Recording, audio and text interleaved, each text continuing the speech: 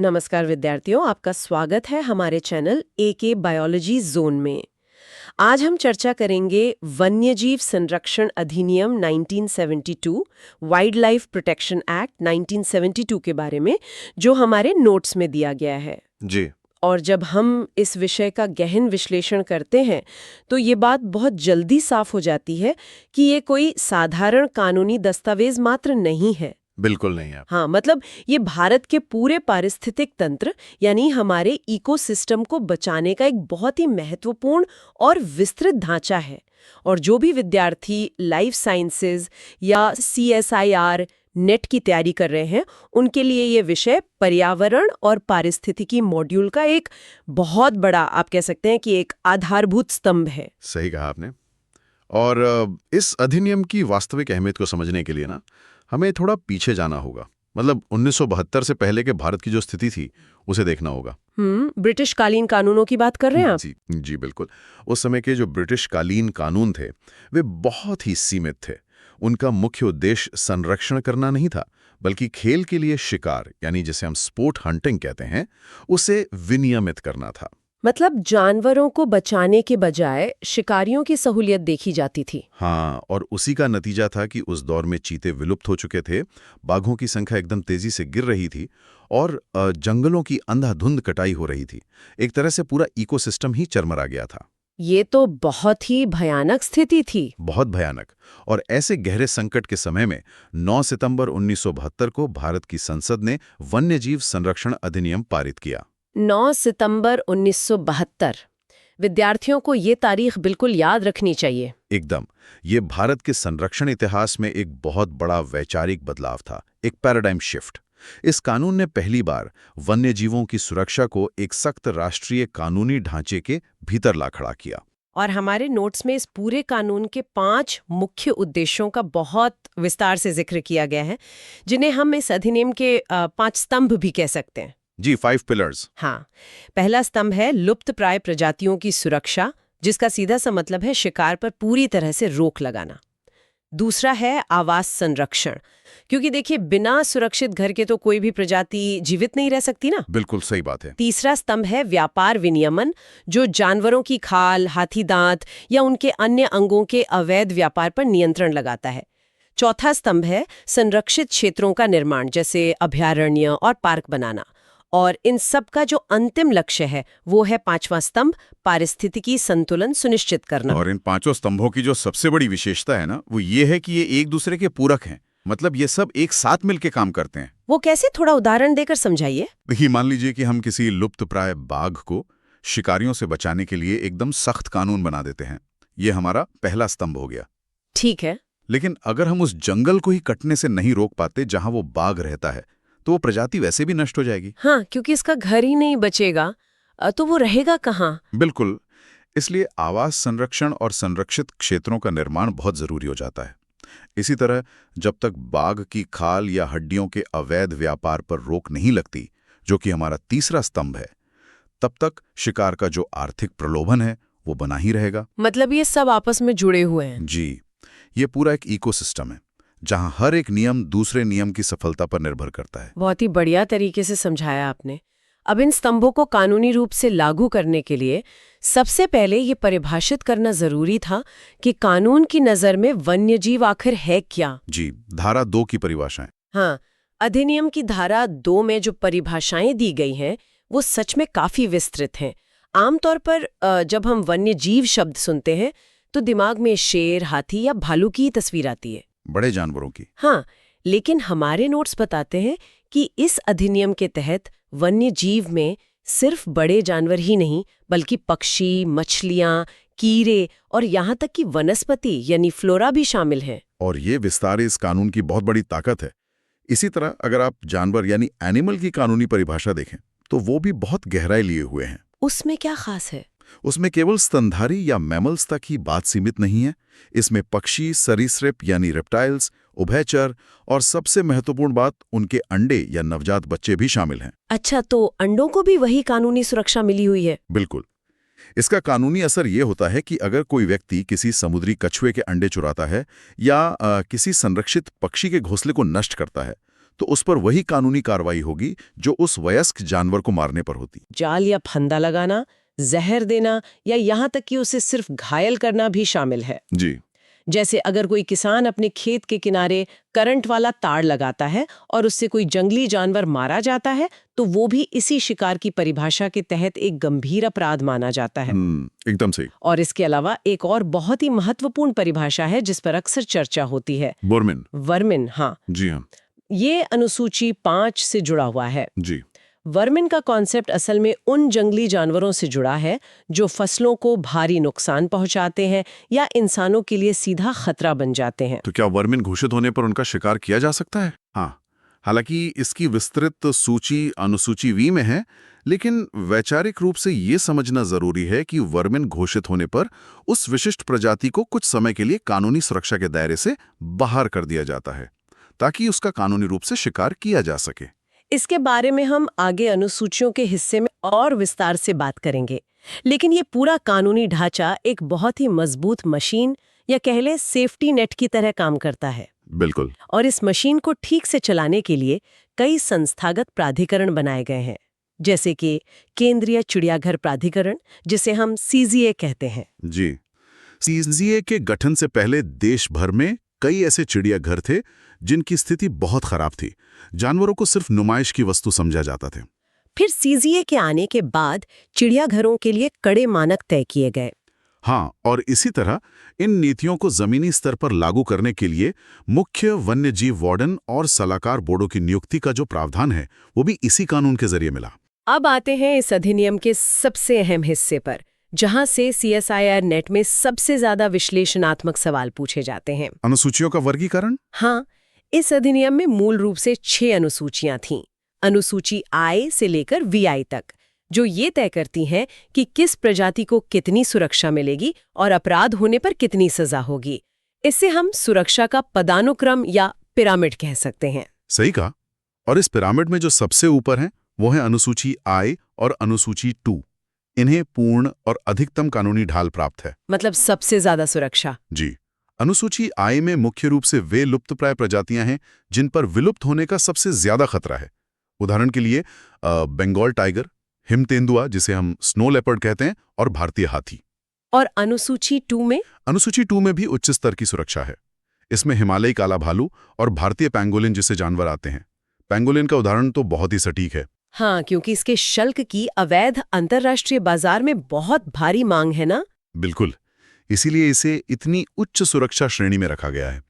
और परीक्षा की दृष्टि से यहाँ विद्यार्थियों को सजा के प्रावधानों को समझना बहुत जरूरी है। जी, नोट्स में इसके बारे में काफी सख्त सजा का जिक्र है। हाँ, अगर कोई व्यक्ति अनुसूची I और II के जानवरों का शिकार करता है या उनके अंगों का व्यापार करता है, तो कानून में इसे सबसे गंभीर वन्यजीव अपराध माना गया है।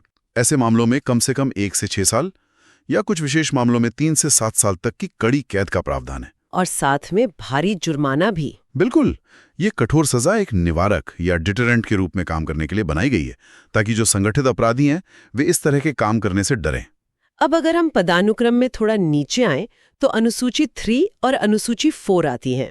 ये भी पूरी तरह से संरक्षित प्रजातियां हैं। शिकार इनका भी गैरकानूनी है। हाँ, लेकिन इनके मामले में जो सजा के प्रावधान है वे अनुसूची 1 और अनुसूची 2 की तुलना में थोड़े कम है। जी, इन अनुसूचियों में वे जानवर रखे गए हैं जिनकी आबादी अभी बहुत बड़े खतरे में नहीं है, लेकिन फिर भी उन्हें बिना किसी रोक टोक के मारा नहीं जा सकता, जैसे नीलगाय हो गई या लकड़बग्घा जिसे हायना कहते हैं। और इसके बाद आती है अनुसूची 5, जिसका जिक्र हमने अभी वर्मिन की परिभाषा के दौरान किया था। हाँ, और विद्यार्थियों के लिए यहाँ एक बहुत ही महत्वपूर्ण सवाल बनता है कि क्या किसी जानवर का कानूनी रूप से शिकार हो सकता है? तो इसका जवाब है हाँ, अनुसूची 5 के तहत। बिल्कुल।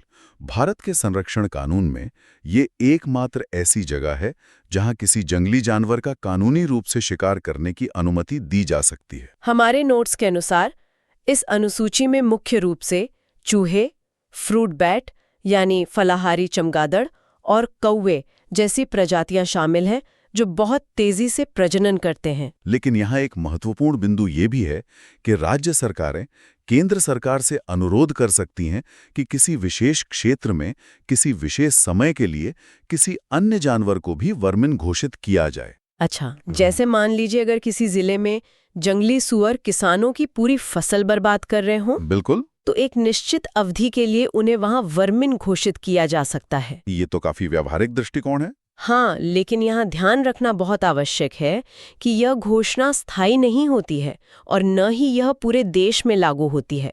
यह केवल एक विशिष्ट भौगोलिक क्षेत्र और एक सीमित समय के लिए होती है। ये बहुत ही जरूरी पॉइंट है। अब अनुसूची V के अलावा अनुसूची 6 भी है, जो परीक्षा के लिहाज से बहुत ज्यादा महत्वपूर्ण है। जी, क्योंकि यह एकमात्र अनुसूची है जो विशेष रूप से वनस्पतियों यानी फ्लोरा को समर्पित है। हाँ, यह अनुसूची यह स्पष्ट करती है कि वन्य जीव केवल भागने दौड़ने वाले जानवर नहीं हैं। अनुसूची 6 में दुर्लभ और स्थानिक पौधों को शामिल किया गया है, जैसे कि बेडोम का साइकैड। बिल्कुल। इन पौधों को जंगलों से उखाड़ना, इनका संग्रह करना या इनकी खेती करना बिना विशेष अनुमति के पूरी तरह से गैरकानूनी है। एकदम सही। अब जब प्रजातियों को अनुसूचियों के माध्यम से कानूनी सुरक्षा मिल जाती है, तो हमारी जो अगली चुनौती होती है वो है उनके प्राकृतिक आवास को बचाना। और यहीं पर संरक्षित क्षेत्र नेटवर्क की भूमिका शुरू होती है। जी, इस अधिनियम के तहत विभिन्न प्रकार के संरक्षित क्षेत्र घोषित किए जाते हैं और इनमें जो तकनीकी अंतर है वो समझना विद्यार्थियों के लिए बहुत जरूरी है। जैसे सबसे सामान्य नाम जो हम अक्सर सुनते हैं वो है वन्य जीव अभयारण्य या वाइल्ड लाइफ सेंचुरी।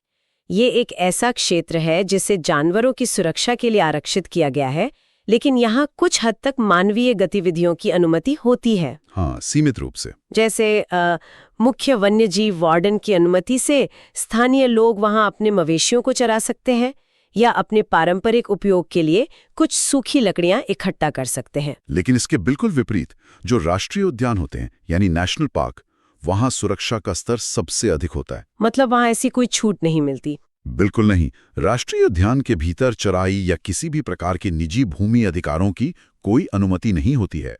ये क्षेत्र केवल और केवल वन्य जीवों और उनके आवास के लिए सुरक्षित होता है। तो क्या इंसान वहाँ जा ही नहीं सकते? इंसान वहां केवल पर्यटन, फोटोग्राफी या वैज्ञानिक शोध के लिए जा सकते हैं, और वो भी बहुत ही कड़े नियमों और निर्धारित रास्तों के भीतर।